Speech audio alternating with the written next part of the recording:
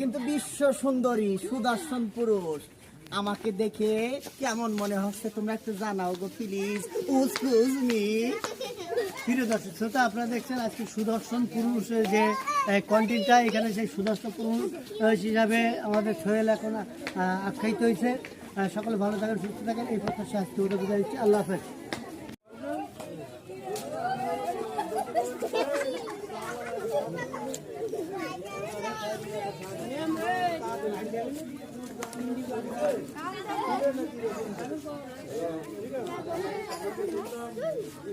কিরে মনি, তোমার সাথে মাল কই?